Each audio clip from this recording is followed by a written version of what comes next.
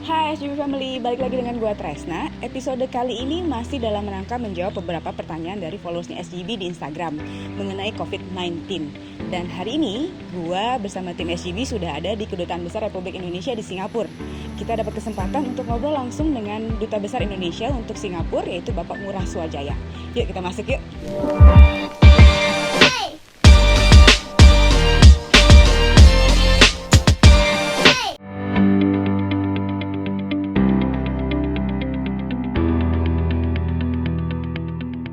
Selamat sore Bapak Ngurah. Selamat sore. Terima kasih banyak atas waktunya untuk SGB.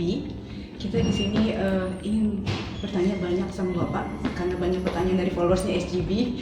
Banyak sekali Pak terkait berita yang dirilis oleh pemerintah Singapura tanggal 16 Maret kemarin mengenai karantina 14 hari itu.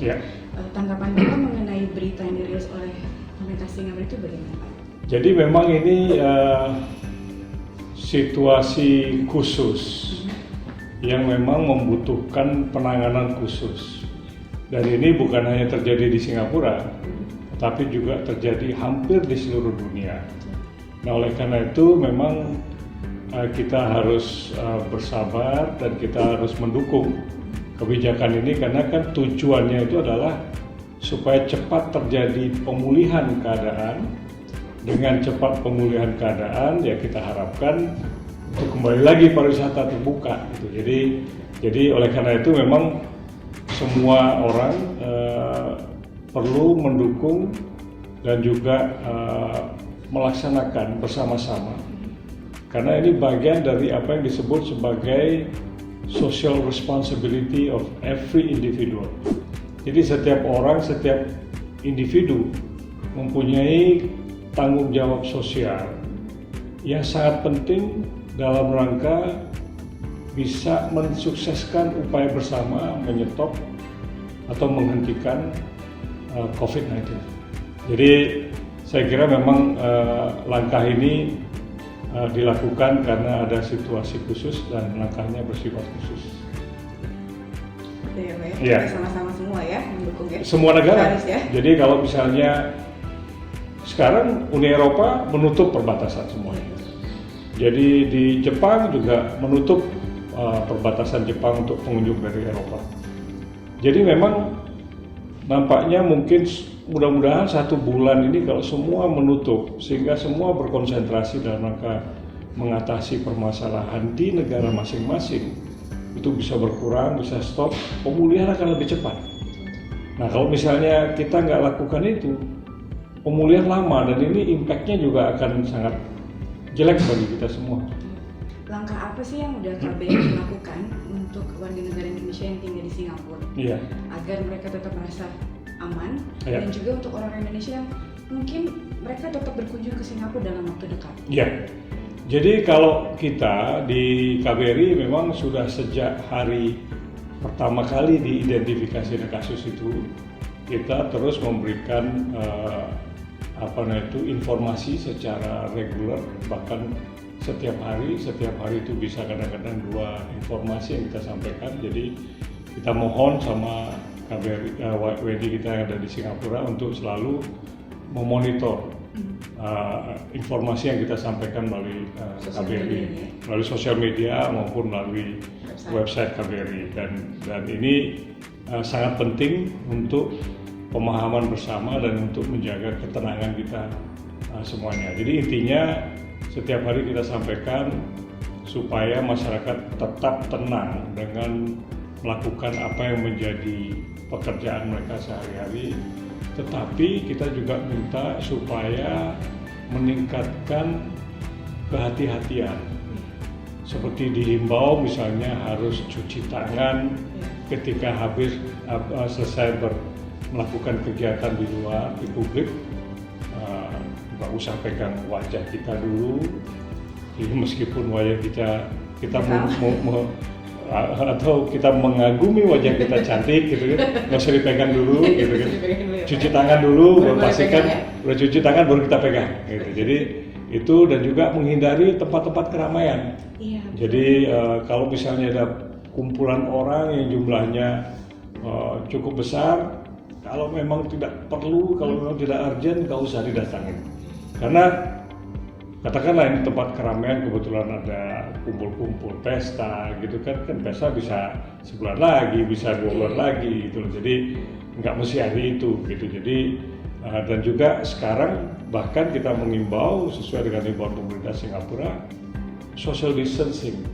Nah, kita coba lakukan. Jadi balik lagi kan tidak akan bisa diawasi oleh siapapun.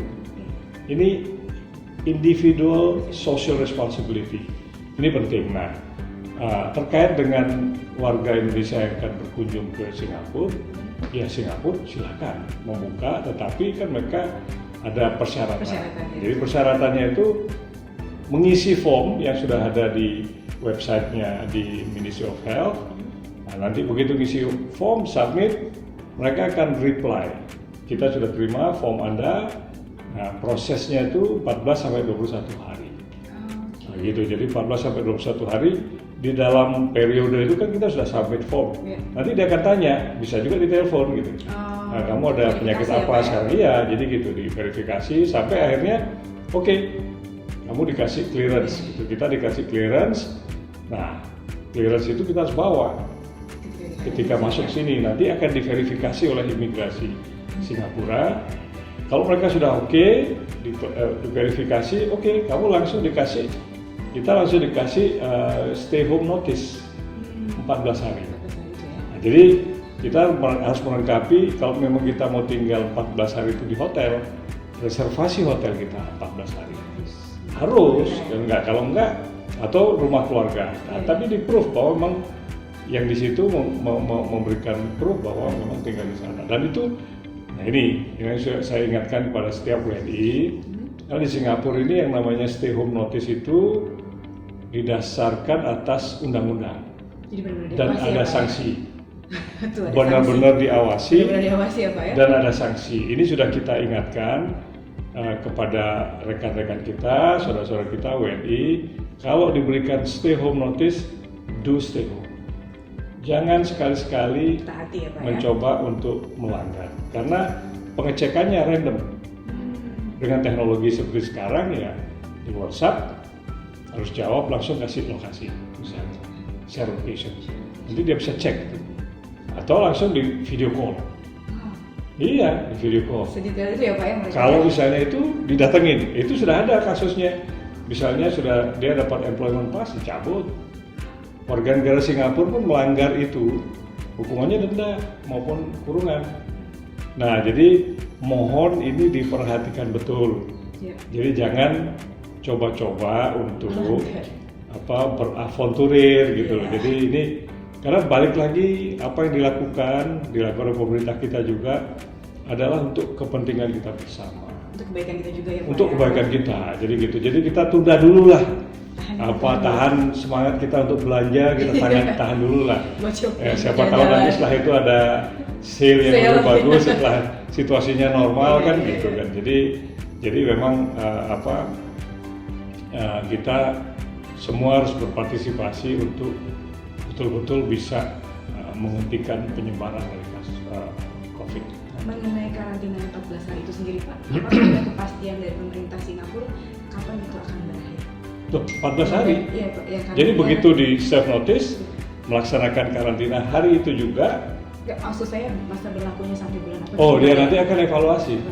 Ya, nanti dia akan evaluasi sampai kapan ini akan berlaku. Nanti kan dia lihat ada trennya lah. Nah, pemerintah Singapura juga kan nggak mungkin menutup terus Singapura. Jadi nanti ketika keadaannya sudah mulai membaik, mungkin mereka akan revisi lagi.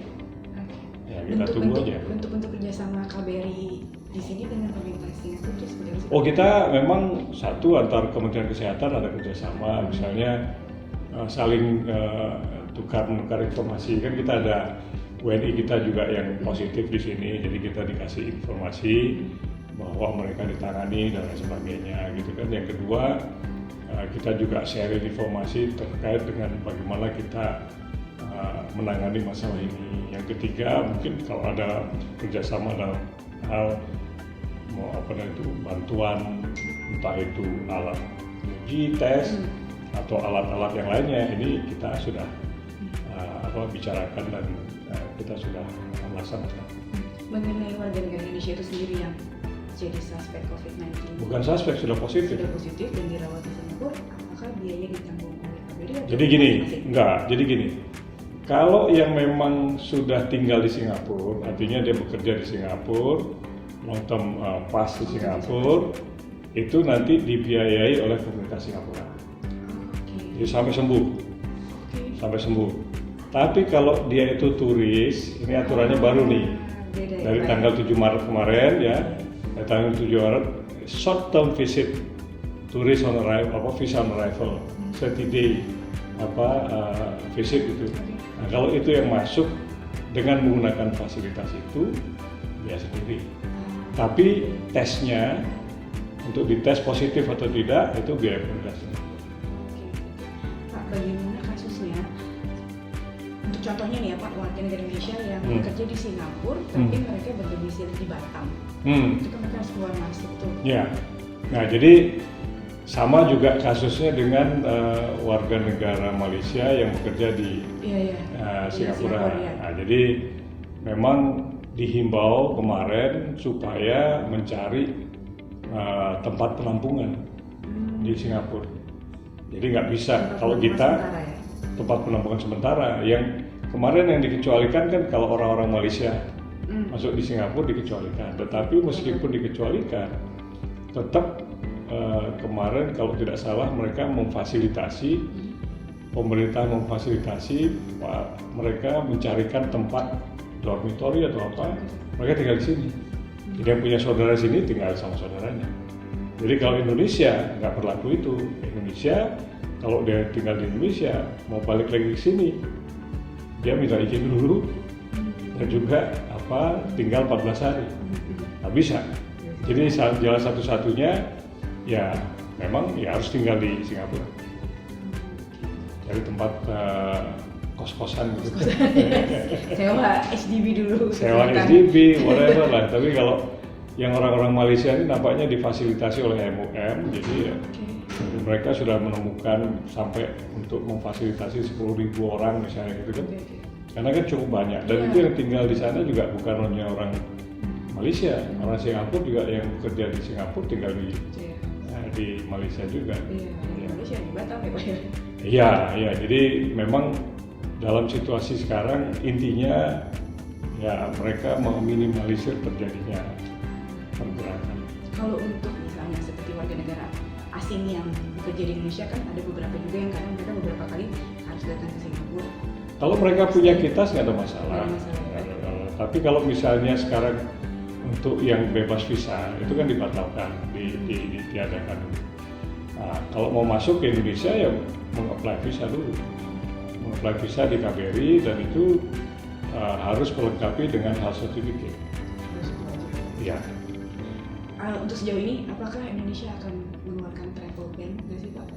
Nah kita sudah melarang masuk ada 3 kategori. Jadi yang dari China, udah itu terus kemarin yang jadi epicentrum di Korea, Italia, Iran gitu kan. Sekarang tambahkan lagi beberapa negara yang kita batalkan ininya apa itu visa arrival ya yang diadakan. Termasuk kalau nggak salah Jerman tambahannya ya. Jerman apalagi nggak ya? Yang terakhir yang diumumkan pemerintah itu Jerman. 8 negara. Iran, Vatikan, Italia, Jerman, Inggris ya. Jadi ada beberapa negara Eropa tambahan. Jadi itu kita kita batalkan fasilitas bebas visanya.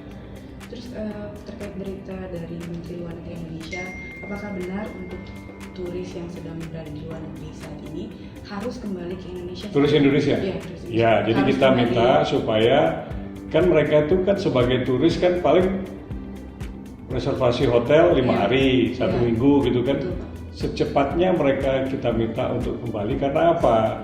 Karena sudah mulai penerbangan ditutup, perbatasan ditutup. Jadi sementara masih ada penerbangan komersial, lebih baik ambil itu. Tapi kalau memang dia itu student yang memang tinggalnya long term, 1 tahun kan nggak ada masalah. Gitu. Jadi betul ya Pak ya, sebelum 20 Maret ya katanya ya. Iya, jadi tanggal 20 Maret ya. Jadi tanggal 20 Maret. Kalau misalnya setelah itu mereka akan ada pemeriksaan khusus. Dan bila perlu kalau memang di karantina akan di karantina di Indonesia gitu loh. Jadi emang kita minta kan banyak nih teman-teman kita nih traveler nih kan. Iya, masih banyak. Mana-mana gitu kan, all over the world gitu kan. Jadi tapi kita minta ya sudah, sekarang lagi ada di mana, jangan lagi pikirkan sudah bayar hotel apa segala macam ya. Jadi the most important thing nanti takut kehilangan cancellation hotel. Tapi itu akhirnya dia harus mengalami situasi yang bahkan akan lebih sulit nantinya. Jadi memang ya kita minta supaya mereka yang memang short term stay, turis, traveler itu untuk segera pulang. Jadi gitu. Jadi terima kasih. Jadi banyak atas waktunya Pak. Tetap semangat, tetap jaga kesehatan, saya kira. Ekstra higienis ya Pak ya? Of course. Ekstra higienis. Extra precaution. Hati-hati. Jadi udahlah, jangan pegang wajah dulu. Jadi setiap kali begitu menemukan sanitizer, langsung sanitizer tangan kita dengan cara dan prosedur yang memang disarankan. Cuci tangan dengan menggunakan sabun antiseptik. Tenang, begitu ini selesai kita jalan-jalan lagi. Semoga lekas membaik ya Pak ya. Semoga Indonesia, membaik. Singapura semoga lekas membaik ya. Semuanya lah, seluruh dunia karena kan memang kita ini membutuhkan kerjasama masyarakat internasional. Kita punya musuh satu nih. Musuhnya ya COVID ini. Musuh bersama. Mari kita tangani. Caranya gimana? Semua orang harus ikut. Harus bertanggung jawab, harus ikut berpartisipasi. Dan jangan sebarkan berita hoax ya Pak ya. Nah, karena itu berita hoax itu juga berseliweran. Nah, jadi ini rekan-rekan generasi muda, rekan-rekan kita jadi kalau terima informasi ya tahan dulu lah untuk share gitu. Atau cross check dengan